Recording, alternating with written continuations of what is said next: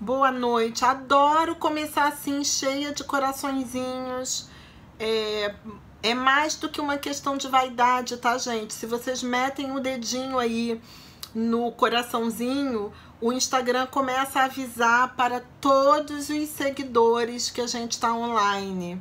Se vocês não comentam nada, nem curtem nada, o Instagram entende que não tem ninguém aí e que, portanto, não vale a pena avisar para o povo que eu entrei online. Para quem não me conhece, Luciana Guiar falando, eu sou psicóloga, trabalho com Gestalt terapia, sou a pessoa que estou, à frente desse perfil, Gestalt terapia com crianças, que é homônimo ao livro Gestalt Terapia com Crianças, Teoria e Prática, de minha autoria. Então tem sempre os nomezinhos que eu conheço aqui e uns nomezinhos novos para quem está chegando hoje. Seja muito bem-vindo. Nós fazemos lives todas as quintas ou quase todas as quintas às 8h15 e o quase todas as quintas só serve para lembrar que nós somos humanos, não somos robôs, ao menos eu não sou uma influencer, eu não sou uma instagrammer, eu não estou aqui a todo e qualquer preço. Semana passada começou a chover horrores aqui no Rio de Janeiro, a internet ficou super instável e eu saí correndo para casa com medo de ficar presa numa enchente. Então, somos de carne e osso e fazemos o que dá para ser feito. Muito boa noite, gente.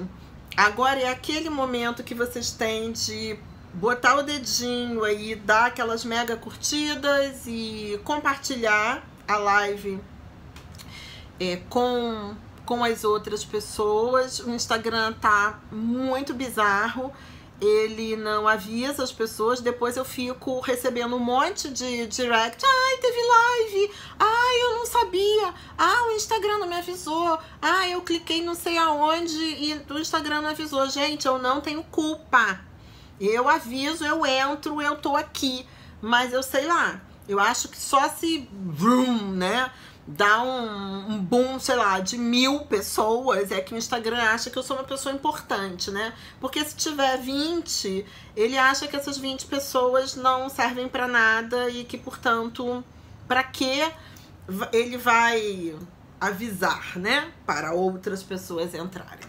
Mas sem muito blá blá blá, o tema da nossa live de hoje tem a ver com um post que eu fiz há 2 dias atrás, e eu até publiquei nos stories, eu publiquei o post, e eu convidei vocês a fazerem comentários no post, e o post era sobre o comprometimento da família na psicoterapia de crianças. Eu tô com o post aberto aqui, e eu vou ler exatamente o que eu publiquei, que é um trecho do capítulo sobre família do meu livro Gestalt Terapia com Crianças, Teoria e Prática. O post dizia assim: muitas vezes, quando surgem propostas inesperadas e precoces de interrupção da psicoterapia, é sinal de que o equilíbrio da família está sendo violentamente ameaçado,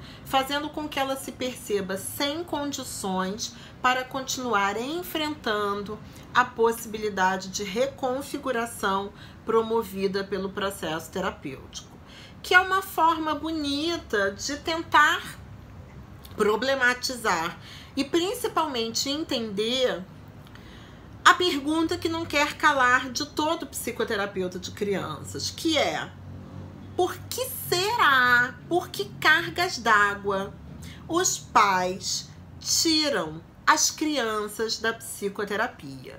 Quem é psicoterapeuta de criança, quem tá começando, quem tá no meio ou quem tá no fim, todo mundo tem uma história dessa para contar. O grau de evasão, digamos assim, de interrupção da psicoterapia de crianças, ele é infinitamente maior que da psicoterapia de adultos. E, portanto, é um assunto que, embora possa ser incômodo, frustrante, difícil, ele precisa ser visto, ele precisa ser abordado, ele precisa ser debatido. E eu achei bem legal, porque eu fiz uma chamada nos stories falando sobre o post, e algumas pessoas participaram, né? Foram lá no post comentar, e não foi um comentáriozinho de nada, né? Não foi um emoji, foram depoimentos, foram percepções, né? Enquanto psicoterapeuta, nós tivemos até um comentário de uma colega psicóloga, não sei se ela tá aí, se ela tá nos assistindo, mas também sobre o ponto de vista da mãe, de uma criança que já precisou interromper, já tomou a decisão de interromper a psicoterapia da criança por não estar satisfeita, né, com o trabalho do psicoterapeuta. E eu achei a contribuição dela muito importante. Então, quem não viu o post no feed, é um post amarelo, tipo, não dá para ignorá-lo, tá? Quem não viu o post, depois vai dar uma olhada, porque tem o post, eu ainda falo alguma coisa abaixo, tem um texto meu, e depois as colocações das pessoas e a minha resposta para as pessoas.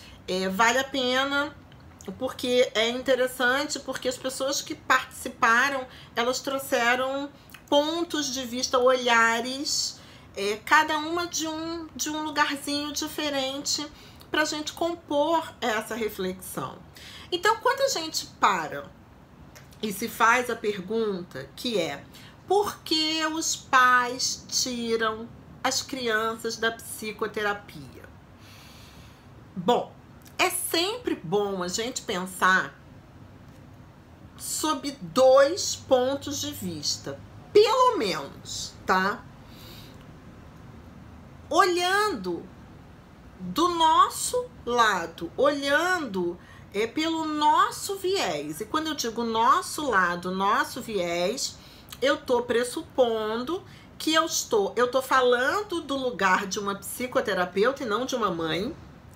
E tô pressupondo que eu estou falando prioritariamente para psicoterapeutas que precisam lidar com a decisão dos pais de interromperem a psicoterapia da criança. Porque só lembrando, né, minha gente, da mesma forma que a decisão de começar a psicoterapia é dos pais e não nossa, é também facultado a eles a decisão, acertada ou não, com razão ou não, ou sei lá por que motivo, é também facultada a eles a decisão, né, a fala final, bater o martelo da interrupção da psicoterapia, independente do que o psicoterapeuta ache, deixe de achar, fale ou deixe de falar.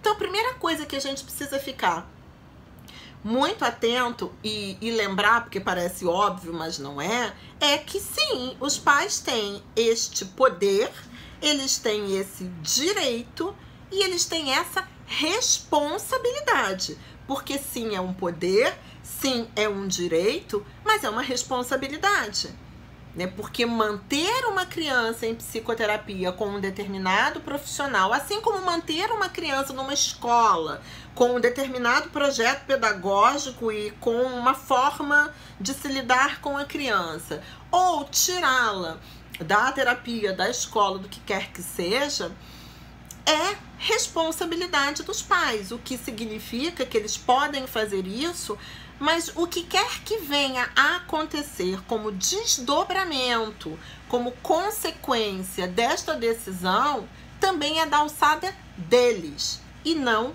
nossa, ou da escola, ou do que quer que seja, tá? Mas olhando sob o nosso ponto de vista, é uma situação que geralmente é muito frustrante para o psicoterapeuta. Seja porque ele efetivamente perdeu um cliente e tem aí uma questão financeira, tem aí uma questão de, eu ia dizer de ego, né, popularmente falando, mas uma questão de autoestima, uma questão de será que eu estou fazendo o meu trabalho direito ou o que eu fiz de errado, seja uma frustração, uma raiva desses pais. Então costuma ser ou um compadecimento em relação à criança. Ai, coitada da criança, ela precisa muito, os pais estão tirando.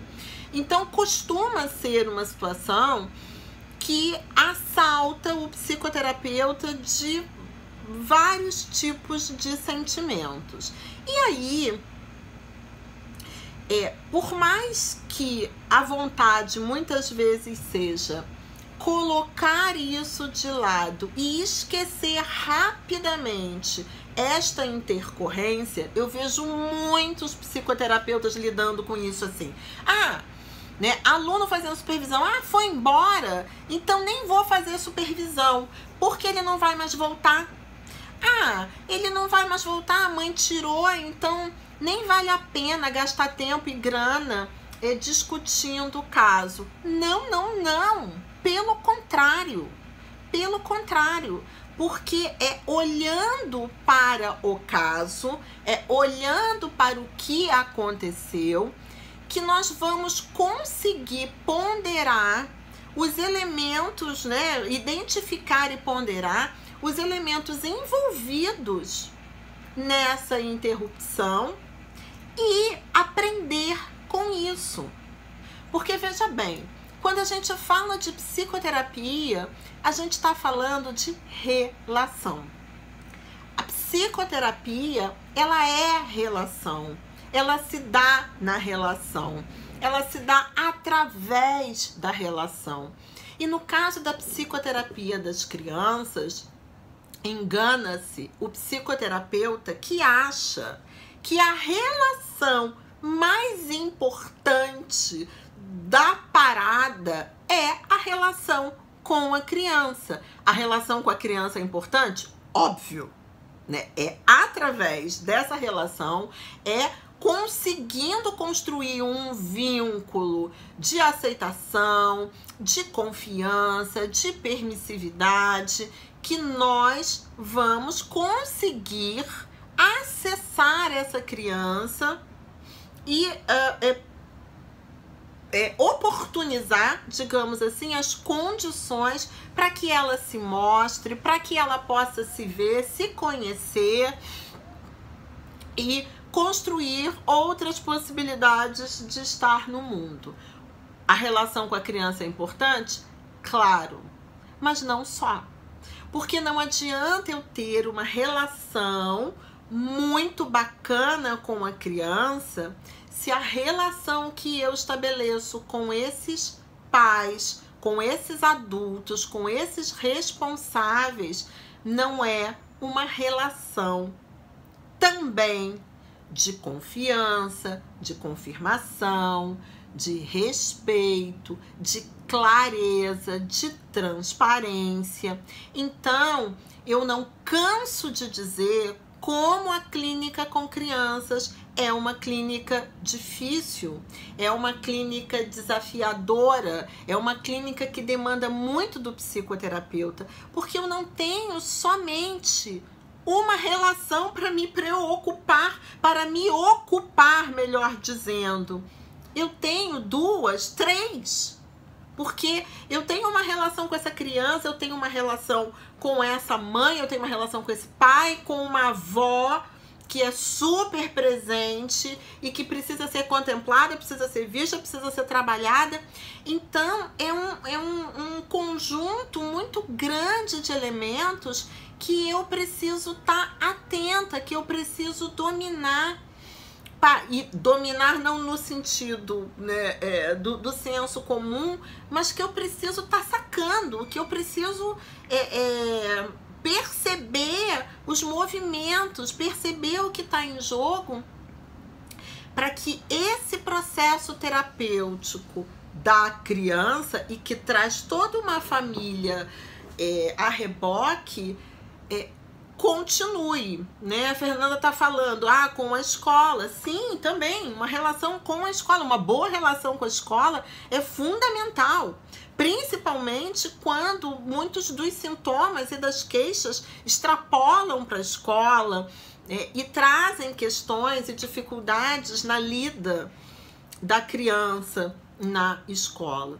Então, eu preciso ficar muito atenta a isso. E aí, qualquer coisa que aconteça, né, qualquer confusão, qualquer possibilidade de interrupção, diante de uma interrupção, seja uma interrupção avisada, do tipo, nós vamos sair, fulaninho não vem mais, hoje é o último dia da Beltraninha, não, já tô achando ele melhor, ou não tá adiantando, então a gente vai tirar, não, eu acho melhor fazer em outro horário.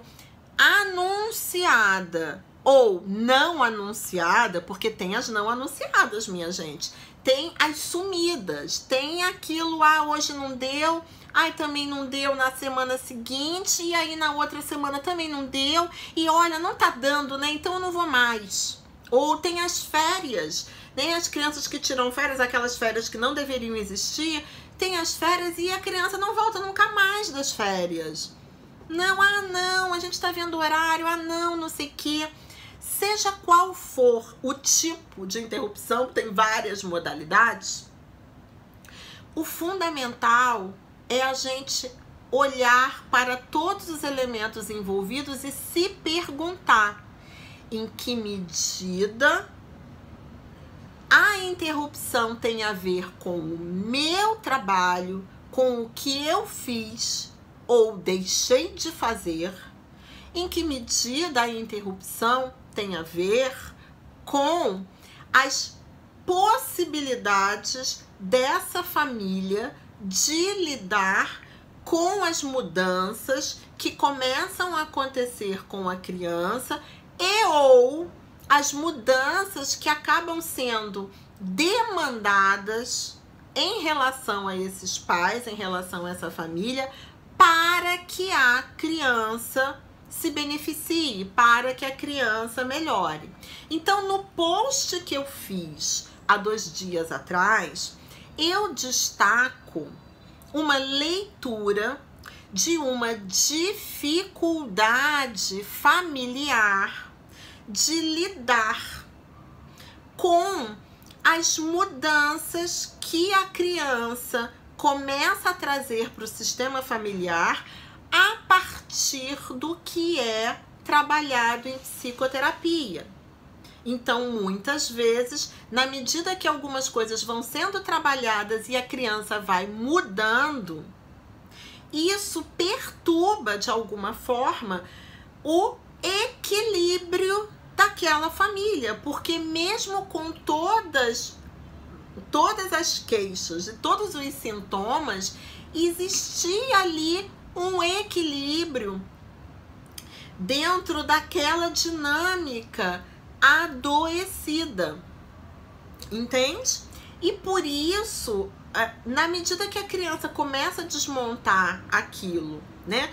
Se esses pais não têm condições de lidar com essa novidade, ao invés de ser uma coisa bacana, ela passa a ser ameaçadora, porque ela demanda uma reconfiguração dessa família, ou seja, demanda que esses pais mudem também, que esses pais possam ver essa criança de uma outra forma, e eles não têm condição.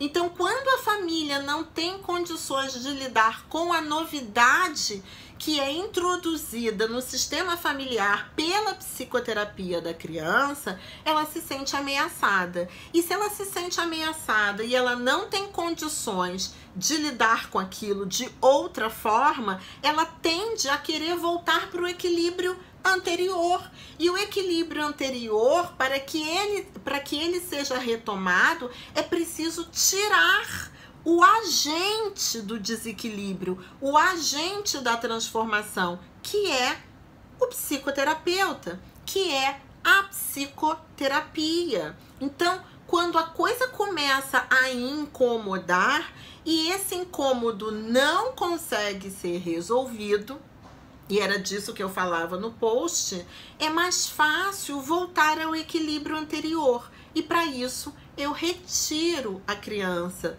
da psicoterapia. Mas isso fala de uma dificuldade da família, do sistema familiar, de absorver a novidade, de absorver a mudança. O que eu sempre digo, gente, até um certo ponto é razoável que a família tenha dificuldade com a novidade, que a família tenha dificuldade com a mudança, porque se fosse uma família muito fluida, muito flexível, cheia de recursos, talvez essa criança não tivesse adoecido e talvez essa criança nem chegasse à terapia.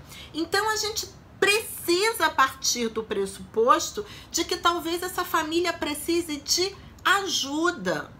E, portanto, eu não posso olhar só para a criança, eu preciso olhar para a família. Muitas vezes, a minha parte como psicoterapeuta, o que eu deixei de fazer, o que eu comi mosca, o que eu não mandei bem, foi justamente olhar com mais cuidado, com mais carinho, com mais empatia, com mais presença, para como essa família veio sendo impactada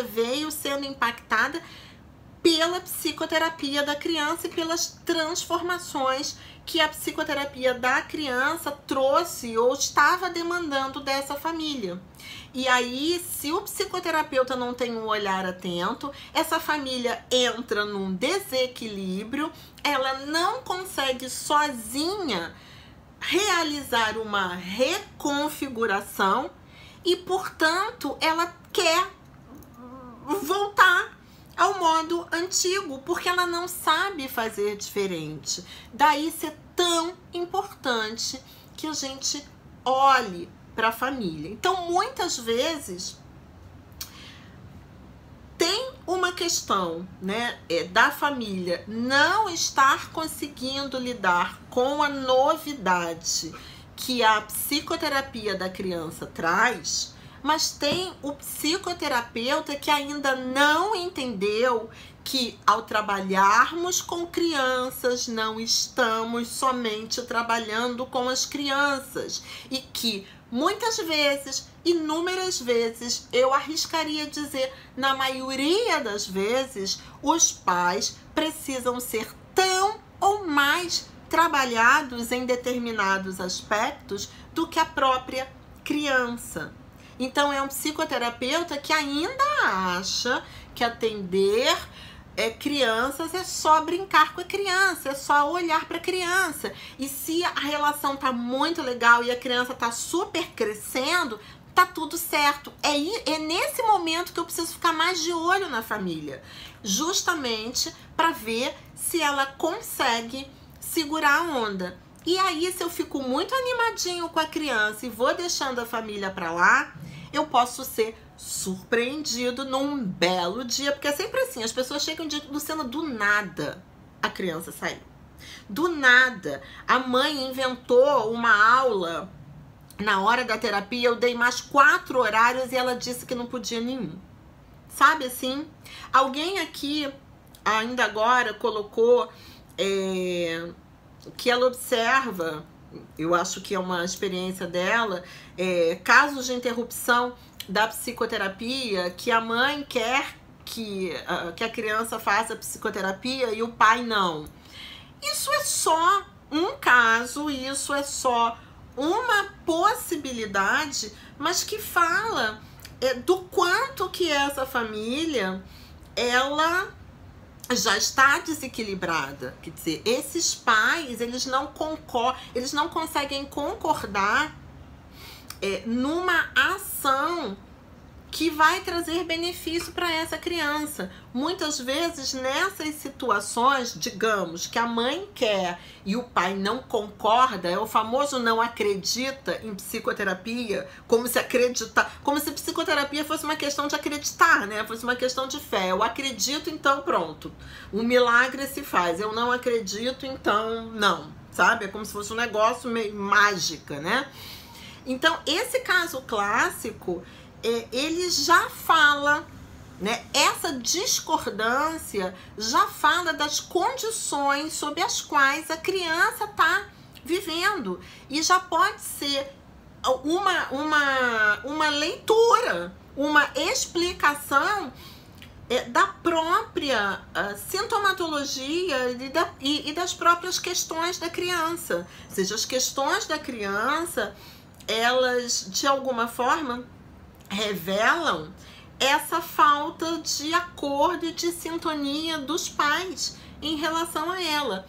Muitas vezes, em situações como essa, a mãe quer, o pai não quer, a mãe tenta cooptar a terapeuta como aliada, muitas vezes já com questões conjugais em relação a esse pai.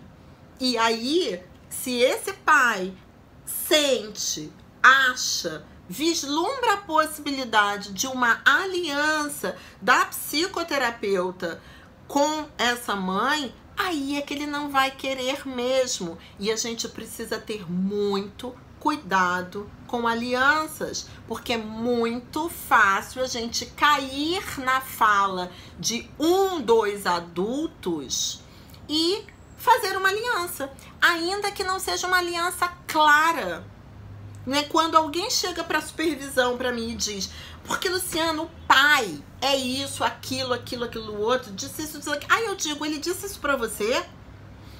Ah, não. Como é que você soube disso? Ah, foi a mãe que disse. O pai é assim, assim, assim. E o que você fez? O que você perguntou? Não, eu não tive com ele. Como é que você tá me falando dele? Ai, foi a mãe que disse. Gente, o que alguém diz de alguém não diz desse alguém. Percebe? A gente tem uma versão. O que alguém diz de alguém é que nem aquela frasezinha que rola por aí. Diz mais do alguém que diz do que do alguém que é dito. Então, nós não podemos. Então, ficar com a fala da mãe e afirmar coisas sobre o pai sem conhecer o pai é fazer uma aliança com a mãe, ainda que não seja uma coisa óbvia. Percebe, gente? Então, é preciso ter muito cuidado com isso, porque se essa família já chega assim, a gente precisa se colocar num lugar que é num lugar de olhar para o pedido que é feito em relação à criança e, particularmente, aquilo que a criança precisa, né? E sair de todas as tentativas de captura que eventualmente esses adultos fazem. Então, fica claro, mas fica muito claro o quanto que quando esses pais não são contemplados, e aí pode ser a mãe, pode ser o pai, pode ser ambos. Por exemplo, num caso que a mãe quer que a criança faça terapia e o pai está reticente, se esse terapeuta não consegue estabelecer uma boa relação com esse pai, ele pode simplesmente melar a terapia, porque digamos que ele seja o provedor. Digamos que a gente esteja trabalhando com um modelito de família da mãe que cuida das crianças e do pai que é o provedor, porque é um modelito possível, ele existe, tá?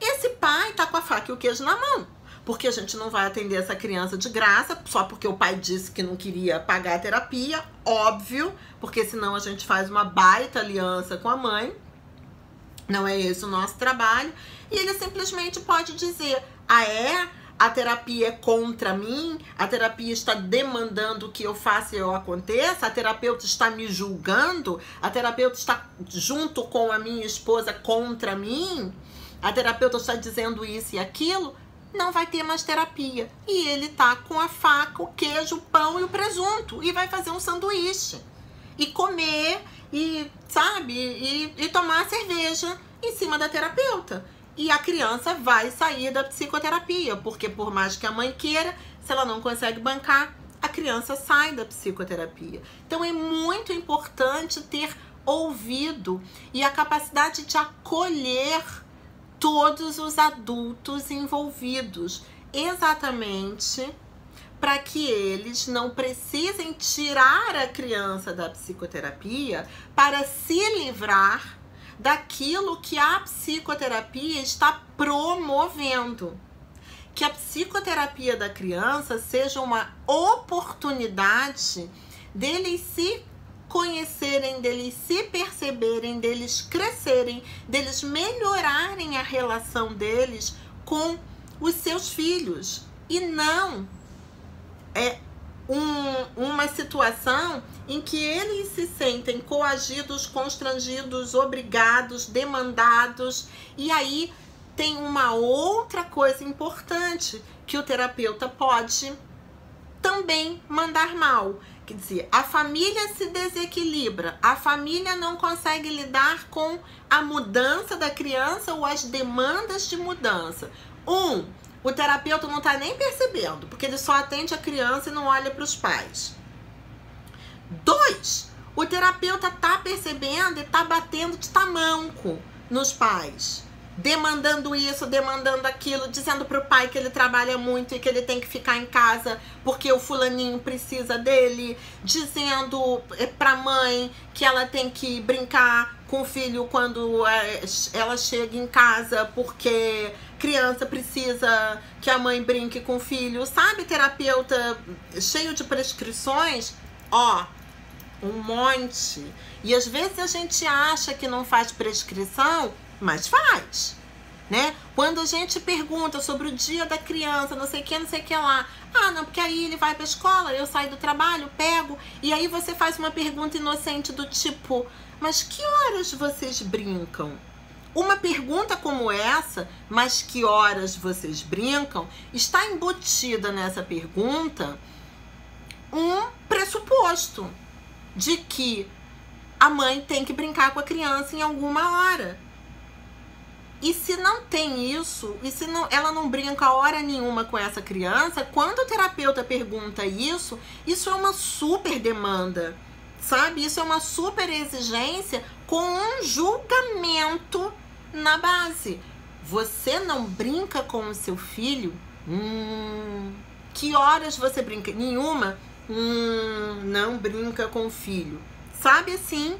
Então, esse é um segundo ponto onde o terapeuta pode mandar mal e acabar provocando uma saída dos pais. Ninguém quer se sentir julgado, ninguém quer se sentir errado, ninguém quer se sentir causador de todos os males dos filhos. Tudo bem, gente, tudo bem. Vocês me ouvem aqui, quem me acompanha há muito tempo, quem é meu aluno, me ouve eu dizer o tempo todo, nós precisamos trabalhar com os adultos. Uma parte do nosso trabalho é justamente auxiliar que os adultos percebam qual é a parte deles naquilo que a criança está apresentando, né? Qual é a responsabilidade deles, o que eles estão fazendo de modo a facilitar que esse sintoma se apresente, que naturalmente eles não percebem, eles não se dão conta. Tudo bem, faz parte da nossa tarefa, mas é preciso fazer isso com muito jeito. É um manejo muito delicado. Não é simplesmente, olha, o seu filho está sentindo falta de você porque você trabalha muito, você, pai, médico, você para de dar 2 plantões porque o seu filho está precisando de você agora, tá? E aí o cara, de repente, acabou de entrar por uma mega especialização que ele quis a vida toda e ele precisa dar o plantão X para ter não sei o quê, e tem uma criatura dizendo que isso, que é o sonho da vida dele, tá fazendo com que o filho dele fique doente. E é errado, é mentira, porque não é isso que faz uma criança ficar doente. né? Não é tempo cronológico, é tempo vivido. Não é um pai ficar dentro de casa, mas é um pai que se conecta. Não é simplesmente um pai, porque uma criança não tem só um pai, ela tem uma mãe. E geralmente, quando a gente fica olhando muito para um como o vilão da história, a gente está deixando passar um outro vilão, um outro lobinho em pele de cordeiro. A gente está comprando um discurso, ó, tá vendo? É por isso, é porque o pai não fica, é porque a mãe, sei lá o quê, chega tarde. E a gente não olha as outras relações, o que um adulto fala do outro e como isso é significado para a criança. Né? Se é dito o tempo todo que o trabalho do papai, ou sei lá, o curso da mamãe é uma coisa horrível, é um abandono, é porque ninguém gosta dele, ninguém gosta dela, é isso que ela vai entender. E aí isso vira um problema.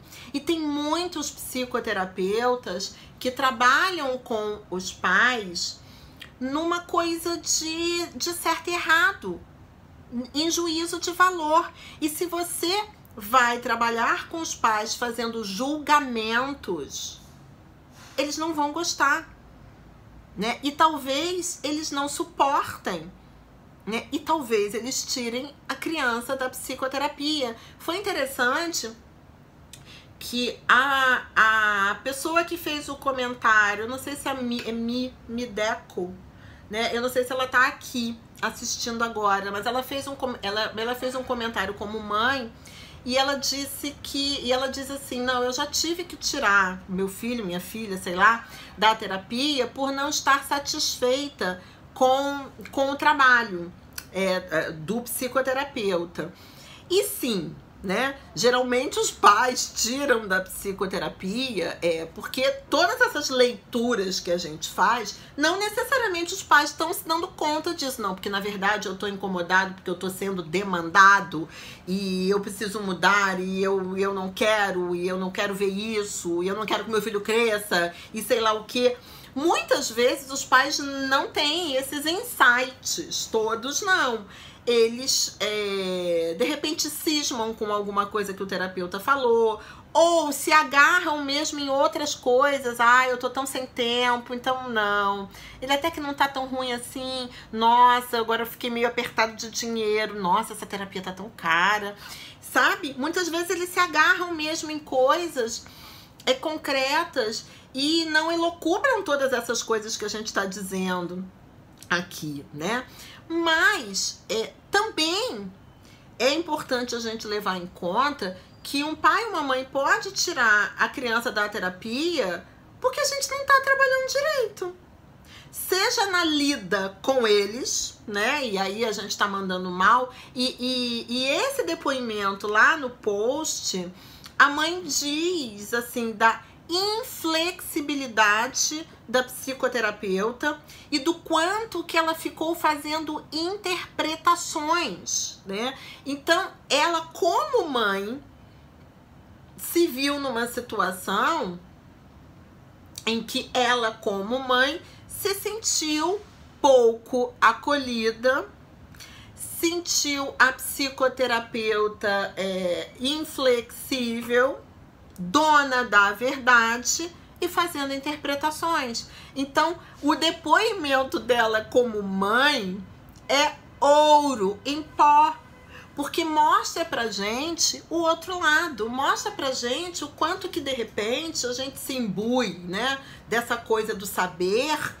e acaba sendo um julgador, um fornecedor de regras e de prescrições, sem ter a sensibilidade de ouvir e de acolher as possibilidades da mãe ou do pai, da família, naquele momento de ouvir algo e de mudar e de transformar algo. Deixa eu ver o que a Maíra está escrevendo aqui. Quando os pais anunciam interrupção na terapia, além de esclarecer as implicações disso, podemos sugerir mais uma sessão para esclarecer para a criança sobre o final da terapia? Sim, esse é o protocolo. Quando não é uma terapia sumida, né, que eles interrompem e vão embora, e você que fique com a batata quente, mas é importante que fique para avaliar, e aí é muito importante avaliar as últimas sessões, os últimos contatos, pra gente descobrir o que pegou ali que a galera meteu o pé. E isso é muito importante para que a gente possa, numa outra vez, manejar de outro jeito. Para se a gente mandou mal, a gente poder fazer de outro jeito da próxima vez. Se eu não olho para isso, eu tendo a repetir os mesmos casos. Porque quando as pessoas fizerem aquilo, eu vou comer mosca, eu não vou ver, eu não vou estar atento, eu vou lidar da mesma forma e vai acontecer a mesma coisa. Quando os pais... eles anunciam o final da terapia e eles estão irredutíveis em relação a isso, porque os pais que anunciam o final da terapia estão abertos a conversar, existe a possibilidade de você ouvi-los, de a partir do que eles trazem, você entender o que está em jogo e, eventualmente, trabalhar alguns aspectos e demovê-los dessa ideia, né? Mostrando, esclarecendo, refazendo alguma coisa na relação, mas para isso eles têm que estar disponíveis e muitas vezes eles não estão. E se eles não estão, eles não estão. A gente não pode obrigá-los. O que a gente precisa é alertá-los, e aí vem a responsabilidade, a respeito dos possíveis, e não certos, porque a gente não tem certeza, dos possíveis desdobramentos da interrupção da psicoterapia, né? Que muito do que a gente caminhou pode não se manter, porque quando uma terapia é interrompida ao invés de terminada, ela tá em franco processo e, portanto, aqueles ganhos ainda não foram necessariamente sedimentados. Às vezes a gente nem teve ganhos, mas os pais querem coisas imediatas, como se a criança fosse um eletrônico a ser consertado, e aí a gente também vai esclarecer isso novamente para eles. Então, se a gente tem a oportunidade, é importante que a gente esclareça quais são as consequências para aquela criança, as possíveis consequências de uma interrupção.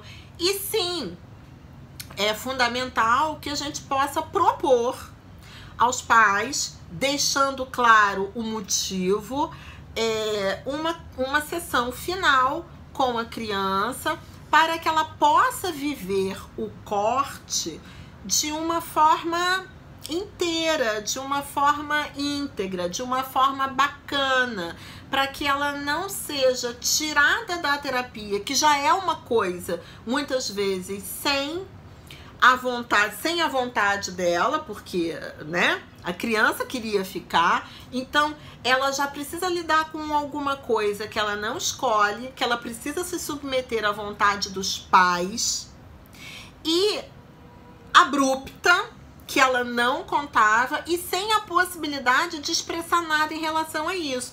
Então, quando você propõe a sessão, e a sessão não é para você, a sessão é para a criança, é importante que você explique para esses pais o quão importante, que tudo bem, eles têm todo o direito, eles são soberanos nas decisões a respeito da criança, e por isso eles são responsáveis também por essa decisão, mas que é importante para que a criança possa viver a interrupção da melhor forma possível, que a gente possa ter uma sessão de fechamento, que a gente possa ter uma sessão para se despedir, para que não fique uma coisa solta, para que ela não faça nenhum tipo de fantasia de abandono, que é tão ruim, porque isso pode gerar um prejuízo para toda e qualquer outra relação de ajuda que essa criança vier a estabelecer lá na frente, porque assim, se ninguém diz nada para ela, se ela simplesmente some da terapia, né? E eventualmente ela pode se sentir abandonada, eventualmente ela pode achar que ela fez alguma coisa errada, que ela não mandou bem. Então a gente precisa justificar, mas é claro, né? Quem bate, quem tá com a faca e o queijo na mão aí, minha gente, são eles, tá? Então, eu vou explicar, eu vou justificar, eu vou dizer o quanto que isso tem serventia para essa criança, o quanto que isso é importante para essa criança. Mas essa criança, que é meu cliente, ela antes de tudo é filho dessas pessoas. Então são essas pessoas que no final das contas vão resolver. Então, isso significa que às vezes a gente não tem oportunidade de finalizar de um jeito mais bacana, de um jeito que permita que a criança, no mínimo, se expresse, tenha clareza do que está acontecendo e possa salvaguardar aquilo que ela viveu na relação com a gente. Tá, tem uma outra pessoa dizendo aqui: passei por uma experiência em que a criança decidiu que não queria mais continuar. Essa fala, ela é uma fala vaga, porque assim, quando a gente trabalha alta, que não é uma coisa que eu vou falar agora, porque a gente já passou de 9 horas, daqui a pouco o Instagram começa a fazer contagem regressiva. Um dos elementos da alta, do término da psicoterapia, é de alguma forma a criança começar a enunciar que ela não precisa mais, que ela não vem mais tão amarradona, né? Que ela não quer mais, entende? Então, uma criança pode dizer que não quer continuar e ela pode estar bem para não continuar. Então, uma criança, ela pode dizer que não quer continuar e, junto com uma série de outros elementos, naturalmente, ela precisa estar sem sintomas, ela precisa estar com recursos para lidar com as situações, enfim, ela precisa ter melhorado.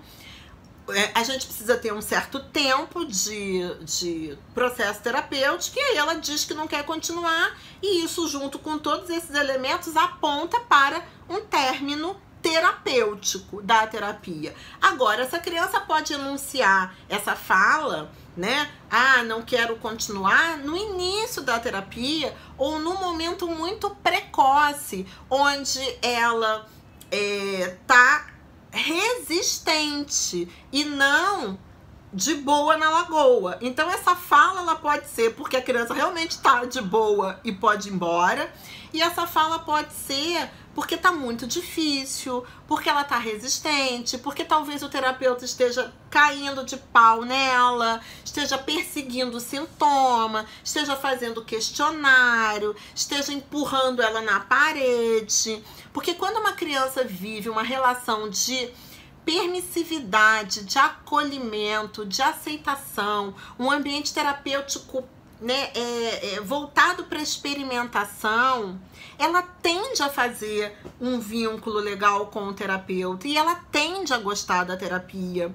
E se ela precisa da terapia, ela tende a ficar.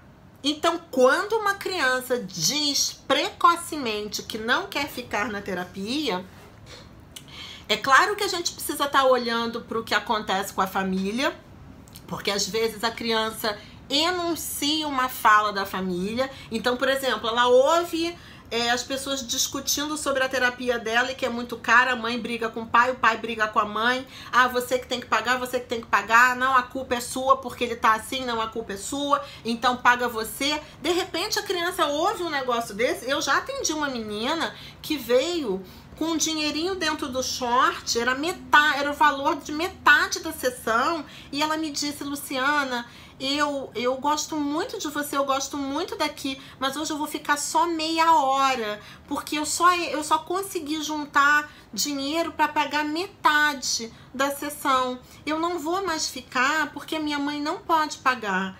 Aí eu queria vir aqui falar isso para você. A gente pode brincar meia hora? A mãe nem sabia disso. Então essa menina, ela ouve essa mãe se queixar, ela ouve essa mãe se falar, e ela fica tão culpada que ela diz: caramba, eu não vou mais. Mas eu quero ir lá me despedir da Luciana, então, e eu não posso deixar de pagar, então eu vou pegar e vou ver, não, o meu dinheiro. E o que tinha acontecido? Essa menina tinha 9 anos, essa mãe tinha mandado o cheque na época, né, do mês pela menina na última sessão. E a menina viu quanto que era. E tinha a história da mãe falando. E essa menina diz, eu não vou mais ficar.